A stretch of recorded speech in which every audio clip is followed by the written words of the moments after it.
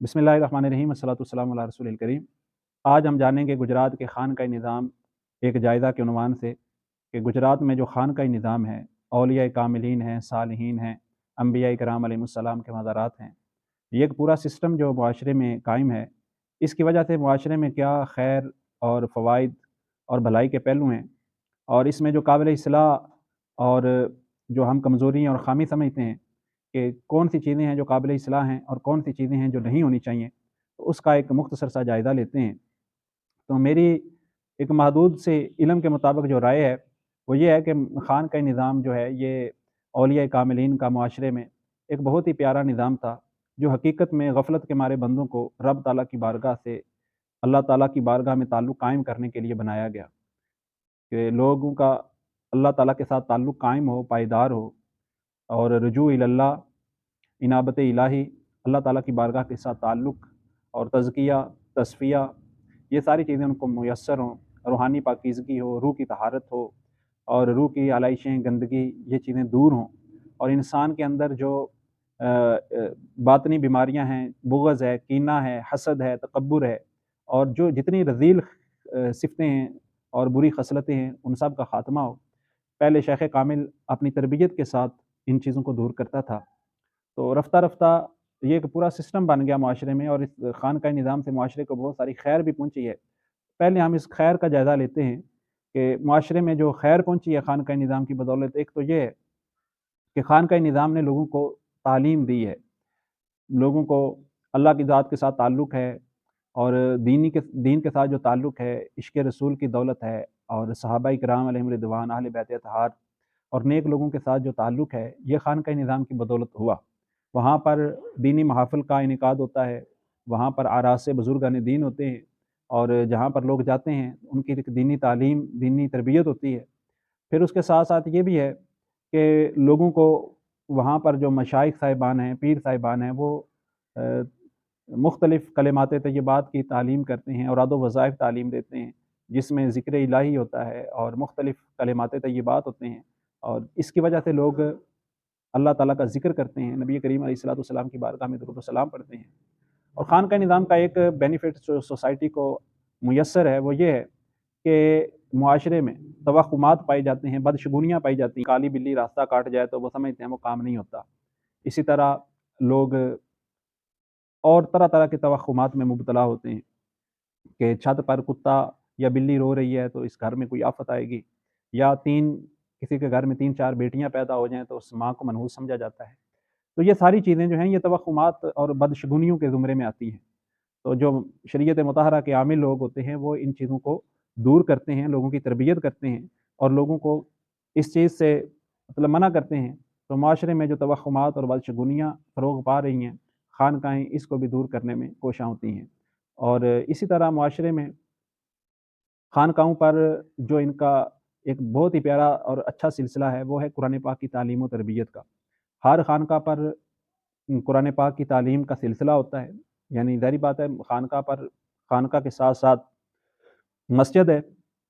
मस्जिद में बच्चे कुरान पाक पढ़ने आते हैं, तो कुरान पाक की तालीम हासिल करते हैं। और कई ख़ानकाहें ऐसी हैं हमारे इलाके में, गुजरात में, जहाँ पर मदरसा भी है। यानी मस्जिद के साथ-साथ मदरसा भी है, जहाँ पर बच्चे हिफ़्ज़ भी करते हैं। फिर कई जगहों पर दर्स निज़ामी की तालीम है, तो बच्चे कुरान और सुन्नत की अच्छी तालीम पा रहे हैं। तो ये भी एक ख़ानकाह की बदौलत एक अच्छा तामीरी काम है, जो बग़ैर किसी मनफ़ियत के, बग़ैर किसी लालच के ये काम किया जा रहा है। यूँ मुआशरे में बहुत सारा जो इल्म है, खैर का पहलू है, ये मुआशरे में ख़ानकाहें फैला रही हैं। इसी तरह ख़ानकाहें एक अच्छा काम ये कर रही हैं कि लोगों को खाना खिलाना, लंगर ख़ानों का क़याम है। लंगर ख़ाने हर ख़ानकाह पर लंगर का सिलसिला होता है। कई ख़ानकाहों पर तो बाकायदा तौर पर लंगर शरीफ़ का मुस्तकिल शोबा है। कई जगहों पर गैर रस्मी होता है कि जहाँ पर ज़ायरीन जाते हैं, वहाँ पर अपनी हैसियत के मुताबिक कुछ खाना वग़ैरह बाँट देते हैं, या कोई मीठी चीज़ बाँट देते हैं, कोई फल बाँट देता है। तो ये भी लंगर शरीफ होता है। तो इसकी वजह से कई भूखे लोगों की भूख ख़त्म होती है, कई प्यासे लोगों की प्यास का सामान होता है। तो इस तरह मुआशरे में ये एक जो खाना है, और हमारा मुआशरा जिसमें गुर्बत इंतहा दर्जे को पहुँच रही है, और लोगों के जो वसाइल हैं बहुत तेज़ी से कम हो रहे हैं। आमदन थोड़ी है, खर्च बहुत ज़्यादा है। तो ऐसे मुआशरे में लोगों को खाना खिला देना, लोगों को रोटी का इंतज़ाम कर देना, ये एक बहुत बड़ी खिदमत है, और ये ख़ानकाहें इस खिदमत को बड़े अच्छे अंदाज़ से सरअंजाम दे रही हैं। اور ہر خانقاہ پر محافل میں ویسے بھی اہتمام ہوتا ہے کہ لوگوں کو کھانا کھلایا جاتا ہے۔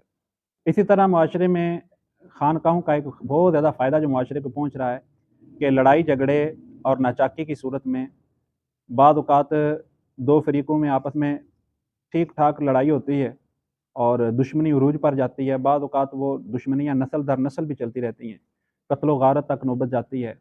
تو ان لڑائیوں کی صلح میں خانقاہوں نے بڑا ایک اچھا کردار ادا کیا ہے، اور بعض اوقات تو ایسا ہے کہ کئی بچیاں ناراض ہو کر گھر سے آ جاتی ہیں، تو خانقاہوں کے جو سجادہ نشین حضرات ہیں ان کی کوششوں سے وہ گھروں میں جا کر دوبارہ آباد و شاد ہو جاتی ہیں، دوبارہ اپنے گھروں میں رچ بس جاتی ہیں۔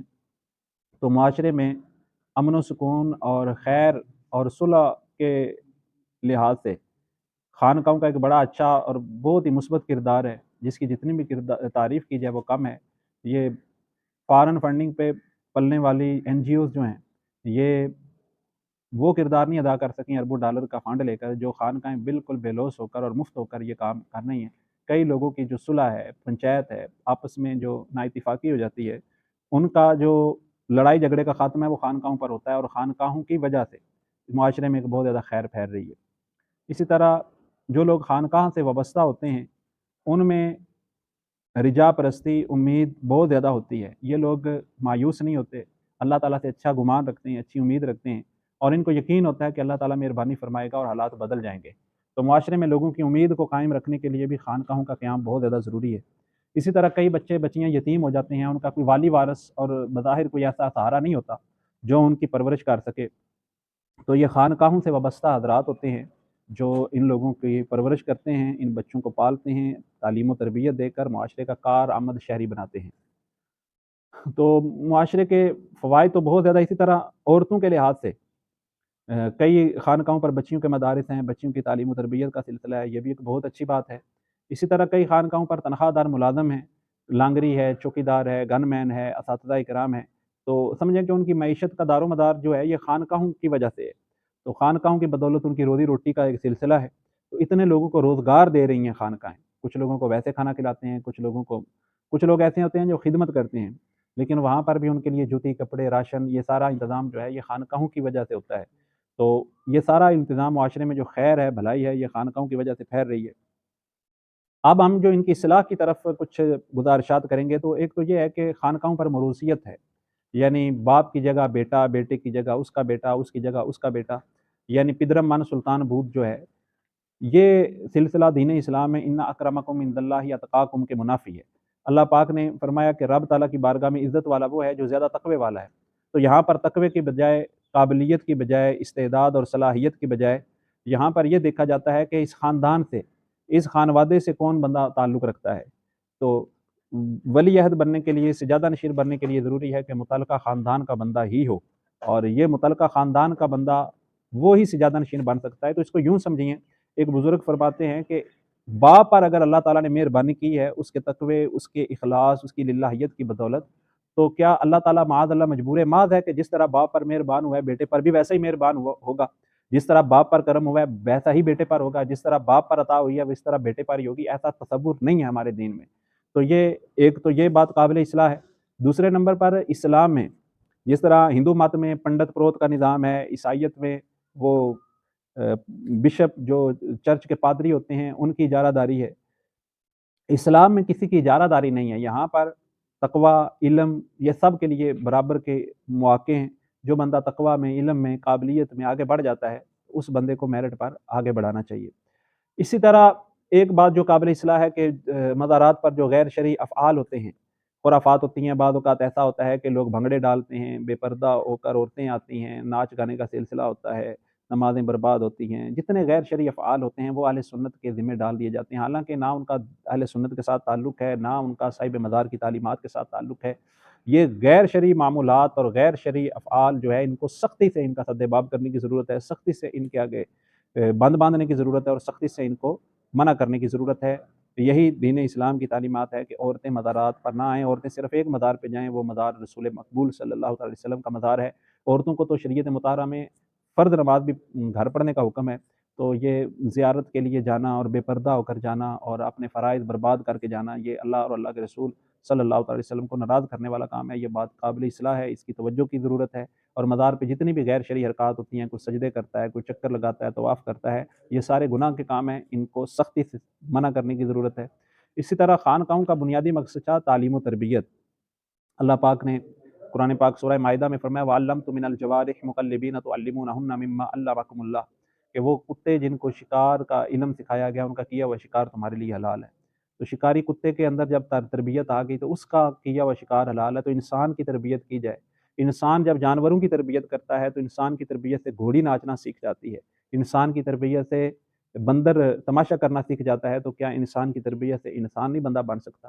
تو یہ تربیت کا فقدان ہے، رسومات باقی ہیں، جو حقیقت ہے تصوف کی تزکیہ وہ مفقود ہو گیا ہے۔ رسمیں ہو رہی ہیں، قدم بوسی ہو رہی ہے، دست بوسی ہو رہی ہے، اور جناب عرس ہو رہا ہے، قوالی ہو رہی ہے، یہ ساری چیزیں رسومات میں آتی ہیں۔ جو حقیقت ہے تصوف کی وہ تزکیہ ہے، وہ روح کی پاکیزگی ہے، وہ طہارت ہے، وہ اللہ کے ساتھ تعلق ہے۔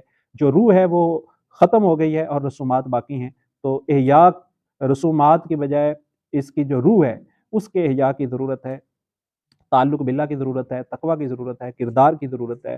اور پھر اس کے ساتھ ساتھ خانقاہ سے وابستہ حضرات کو چاہیے کہ اپنے اندر وسعت اور کشادہ دلی پیدا کریں۔ دوسرے پیر صاحب، ہمارا معاشرہ مشاہدہ یہ ہے کہ دوسرے پیر صاحب کا ذکر ہو یا دوسرے پیر صاحب کے مرید ہوں تو ایک پیر سے وابستہ مرید ان کو اتنے تنگ دل ہو کر ملتے ہیں، ان کو اچھے طرح سے ویلکم نہیں کرتے، ان کی اس طرح عزت نہیں کرتے۔